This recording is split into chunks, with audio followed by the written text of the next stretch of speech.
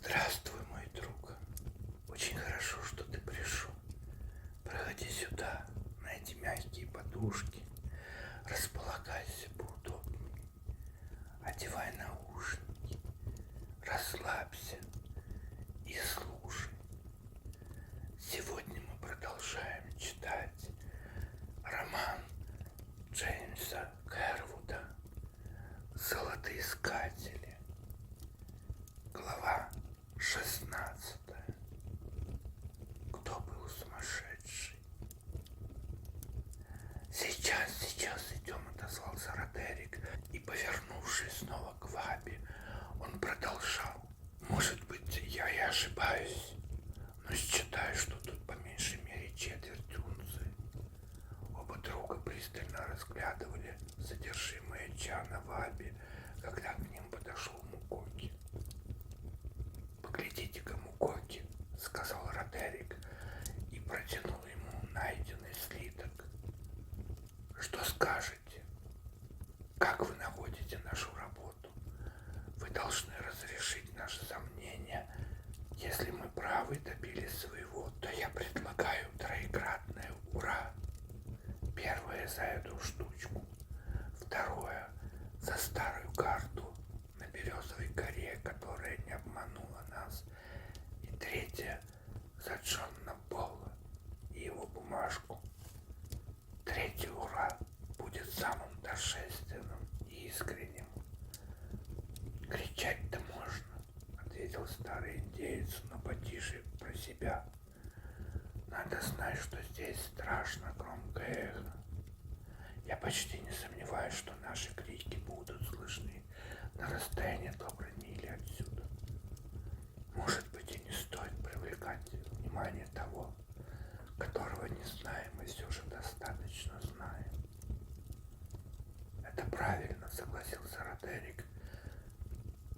Мукоки успел разбить лагерь близ старой хижине у небольшой кедровой рощицы под прикрытием большой скалы. Маленький слиток был помещен подле самого костра на полене, поставленном стаймя. Пламя, отражавшееся на нем, заставляло его играть самыми чудесными оттенками, которые замечательно действовали на аппетит. Родерик за обе щеки уплетал здоровенный кусок медвежьего окорока и в то же время находил время для выражения мыслей, которые накопились в его голове. «Я позволю себе думать, — говорил он, — что мы овладели нашим золотом. Природа хотела скрыть его от нас, но ей не удалось нас провести. Чары разбиты. Это ущелье полно золота, которое мы можем найти повсюду, куда только не повернемся. Все это так замечательно и чудесно, что даже не верится. Моментами кажется, что нам снится волшебный сон. Но это сон наяву. В течение одного месяца Джон Пол и его товарищи нашли 27 фунтов золота, что в переводе на деньги равно 7000 долларов.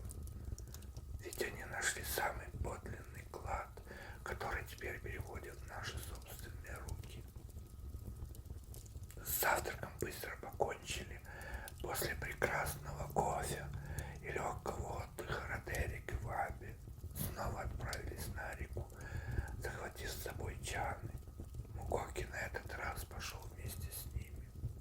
Склонившись над водой и с головой уходя в работу, все трое упорно молчали. Интересно было знать, кто первый из них издаст радостное восклицание, сделав счастливое открытие. Так прошло четверть часа, полчаса, целый час, и по-прежнему никто не проронил ни слова.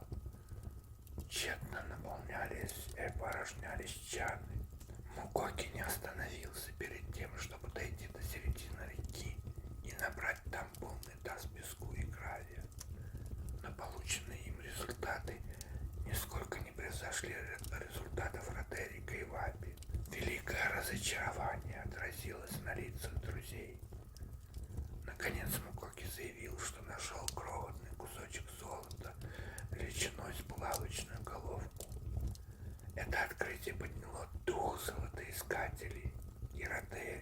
Ваби, сняв сапоги и подняв по колен панталоны, присоединились к индейцу, который все еще оставался посреди течения. Однако последующий ряд промывов ровно ничего не принес, и отчаяние снова стало овладевать людьми. Ясно было, что нечего надеяться на то, чтобы сразу найти большое количество золота.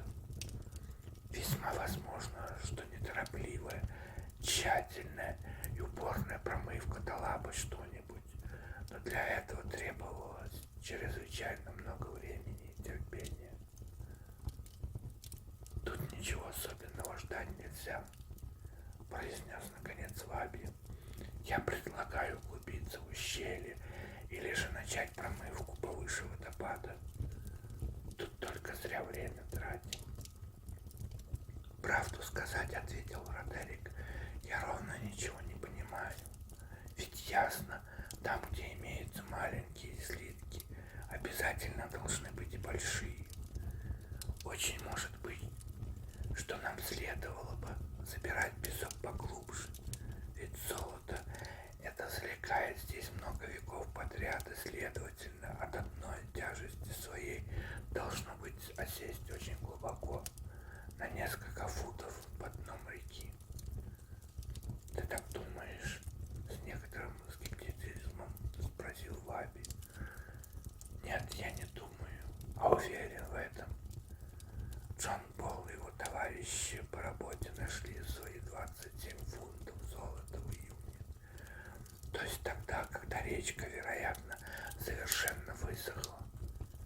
Насколько мне известно, наилучшая добыча золота как на Аляске, так и на Юконе и в других золотородных местах обычно бывает летом и на глубине от 3 до 12 футов под землей.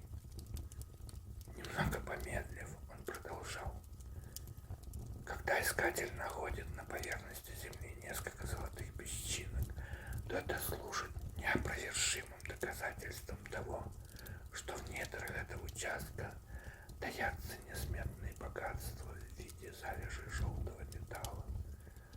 Все данные говорят в нашу пользу, но придется выжидать более благоприятного времени для промывок.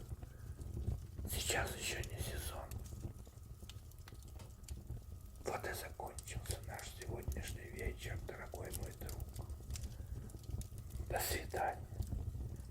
До следующей встречи.